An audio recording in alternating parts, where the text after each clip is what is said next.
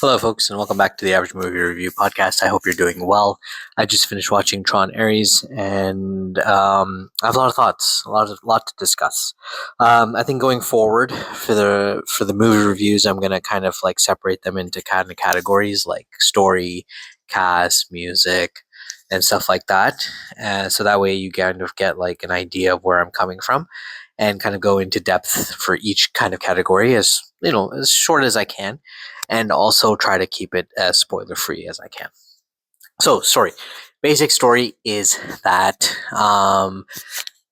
Julian Dillinger, who is played by Evan Peters, is now able to bring things from the grid to real life into our world, and he's selling it as sort of like a weapon type of situation where he's convinced his investors that he can create any type of weapon that they want and they're all expendable. Ares is one of his programs who becomes the Master Control program, who's played by Jared Leto.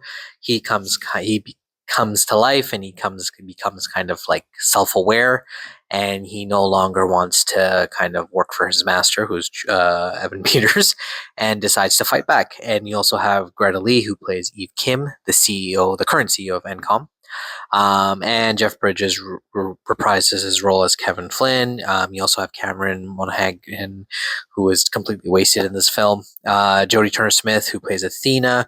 Hasan Minhaj, who plays Ajay Singh. Arturo Castro, who plays Seth Flores. And Gillian Anderson, who plays Elizabeth Dillinger, daughter of the original Dillinger, whose first name I can't remember. So that's basically the story. It's kind of a basic story. AI comes to life, realizes it no longer wants to follow his master, and kind of becomes self-aware and tries to, rebel against his master, but in a good way. And then, yeah. So I think the story itself has a lot of potential. It is a very kind of like you kind of expected story in a way, like, a basic story, but they could have done a lot with it, but unfortunately it just didn't. It wasn't executed properly, and it just kind of fell flat at the end. It took a long time to kind of get started. There's a lot of exposition, which I don't think is really needed.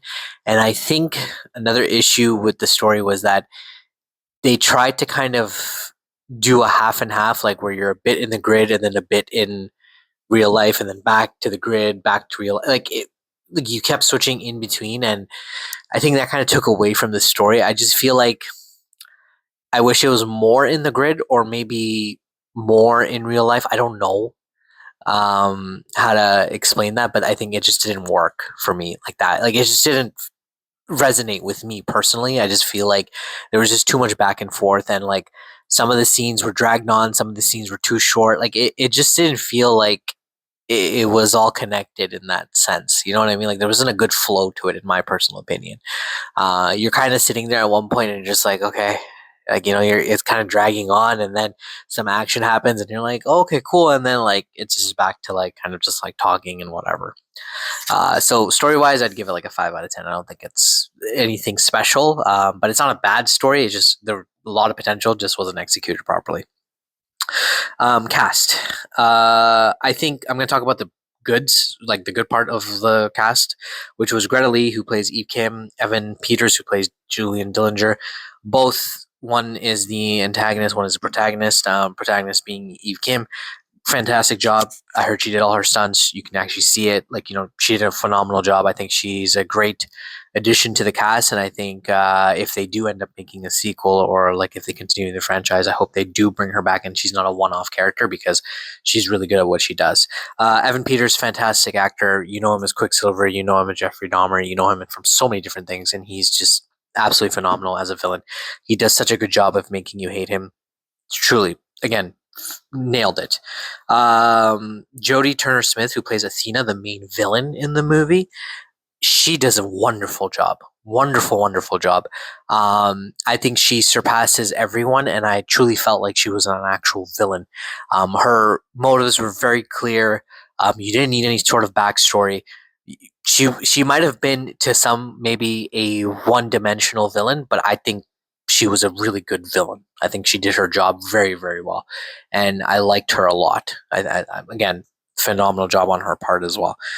Cameron, who plays Callus or Caius, I think it's Caius, totally wasted. I think this guy is the face of Star Wars. To a certain point, he's in the list of one of the best Jokers ever from the TV show Gotham. Like you had a power hitter and you kind of messed up by giving him literally, and might be a minor spoiler, but literally 5 seconds in the film, and that just sucks so much because you could have made him the lead and you could have done something with him, and maybe today that movie would not be bombing as much as it's bombing right now. And then that pretty much takes me to the lead, which is Jared Leto, and I think the issue with Jared Leto in this film, and I think it's a lot with a lot of people, it's not that he's not bad, but he's not that good either. I think with Jared Leto, he takes his acting a little too seriously, like too method. So they told him to act like a program, and he's just acted like a program the entire time. And now you might be going, okay, well, that's the whole point. He's a program. Like, what do you want him to act like? That's not true. In the film and even in the trailers, you could tell that he is evolving. He is potentially growing feelings, right? He is changing as a person. So in that case, his emotion should be showing as well. Because when you look at the other characters, you look at, for example, Athena, who is also a program, her emotion is rage. Her emotion is anger. And you can clearly see it on the actor's face and the way they portray themselves. And I think that's where Jared Leto failed. He was just too stoic. He was just a robot. And it just didn't work. Like, I'm sorry. Like, if you watch Tron Legacy and you've seen Olivia Wilde, who, again, a lot of controversy with her too, she played a character who was also a program or technically an ISO, whatever that is. Like, well, you know what it is, but I'm just saying, like, she had more acting chops than Jared Leto in this entire film, and that goes for anyone, even in Tron Legacy. Like Clue, the main villain, he had more emotion than Jared Leto, and that's just sad to say. And I feel like that's where he fell flat. And also, it looked a little weird with him and Greta Lee. Like, I just didn't. I don't know. Like, the combination of the both of them just didn't fit to me. I didn't see any chemistry there. I just felt like, and not that they had any romantic chemistry, but there's no chemistry in general. It just didn't work. So I think that's where they messed up. I think casting him, who is now known as the franchise killer, was a big mistake. You could have casted a lot of other people. Like even the actor who played Sam Flynn, like he was a very low key actor, but he did such an amazing job in Tron Legacy. So, you could have casted anyone, literally anyone, and I think it would have been better than Jared Leto, and you probably wouldn't have bombed in the theater. To be quite honest, like the movie probably wouldn't have bombed as much as it did. It's not just him. I also think it's the story as well. Like I mentioned, the lack of certain things, like it just wasn't executed well. But that's just what it is, to me personally. When we talk about the music was done by Nine Inch Nails, and I have to say this was a very disappointing album. The music, the score, the background score was very disappointing. I honestly don't know what people are on and or if they're getting paid to say these things, but there was no, I'm so sorry to say this, but there was no music in this film. Like the album was complete, it was like an intimidating music. Like I don't know how to explain it, but it's like it was just intimidation the entire time. There was no epicness in my opinion. Like my friends had it best. Like it's an intimidating soundtrack. It just sounds like they're screaming and yelling half the time and that's it. Like that's all they're doing. It's not even screaming and yelling. Like it's just loud noises. There's no consistency in the music. Like there's no heroic leaps or heroic moments. Like nothing gives you goosebumps. Like there's a moment at the end where there's this big battle scene and whatnot, and the music kind of picks up, but then it just dies down and it falls flat again. And that's so sad because if you listen to the Daft Punk album, absolutely phenomenal. Freaking amazing job.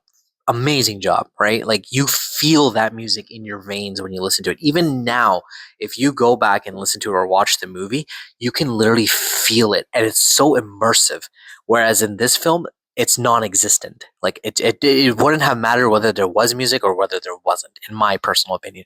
And I listened to a lot of scores. I listened to a lot of music, and I just didn't feel anything. There was some really good chase scenes and stuff like that, really cool moments, and unfortunately, the music just didn't hit it. Like it just didn't feel right. They chose the wrong type of music for each scene. I don't know what was going on in that area, but it just didn't work for me. Um, CGI, absolutely amazing. I think the CGI in this film is truly one of the best Disney has ever produced. I wish they could do this for Marvel movies, but it is what it is. But again, really good CGI. IMAX, definitely worth it. Don't watch it in 3D. I had to watch it in 3D. Don't watch it in 3D. Just watch it in IMAX. If you do end up going watching it, definitely worth IMAX. Truly stunning visuals. Everything looked crisp. Everything looked amazing. Um, you honestly, you could not tell that half the stuff was probably done behind a green screen. Like that's how good it was. So phenomenal job on that part as well. And I think that's pretty much it, really. Like I don't know what else to tell you. Overall, I think the film is a 5 out of 10. I don't think it can go any more than that. If you're a huge fan of the franchise, like I've seen one, I've seen two, you'll enjoy it a little bit because there's a lot of Easter eggs and references to the old films and everything like that. You'll pick up if you've watched everything before prior, like you'll pick it up right away. There's one good, really amazing scene, or a couple good scenes, but like I think one of the ones that really stood out was, and again, minor spoiler, like where they kind of go back to the '80s style, right, of the grid, the first version, I guess, and again, it still looks '80s, and it just looks more crisp and nicer. Like I'm not gonna lie, it looks really good. I think that was really cool to see. Jeff Bridges, again, he's getting older. They don't have a lot of time with him, obviously. Like, he's getting older. God forbid something happens to him. They kind of wasted his cameo, and like he did a good job. He's still Kevin Flynn. He still plays his character the way he's always played him. Like, I don't think there's any, what do you call it? There's nothing wrong with him. I just wish that they utilized him a little bit more. And again, they don't have, who knows how long he has, and like he has built this franchise. He is the face of this franchise. So I really hope that they can bring him back and they do him justice, and like they give him a proper ending for this franchise. If they continue, again, I don't know, we may not see another Tron film for another 15, 25 years because of how bad this one is doing. And they do connect it to the older films as well. There's, I will say, like the post credit scene, or kind of a mid credit scene. Um, there's a huge Easter egg there, and it kind of leads into what potentially will be the next few films and what could possibly happen. But I don't know if we'll ever see it. I really hope, if any of the Disney execs are listening, or anyone at Disney, that they do look past this. They kind of call it a loss and they move past it and they learn from this and they hire the correct actors. And in all honesty, they get somebody that can really create a story that was as amazing as Tron Legacy. Like that has to be one of the best sequels of all time, and it's such an underrated film, and it was not appreciated when it first came out. I think Tron Legacy, if you rewatch it now, you will definitely, definitely appreciate it for what it is. And again, a masterclass, I think, in my opinion. So I hope that they can do that again and bring that back to life and bring that type of storytelling back to this franchise. Again, the story had a lot of potential, but unfortunately, it just wasn't executed properly. And I think, I think that's about it, really. I can't say more than that. Let me know what you guys think. If you've seen the film, do you like it? Do you hate it? I'd love to hear from you guys. And I'll catch you on the next one. Have a wonderful day, guys.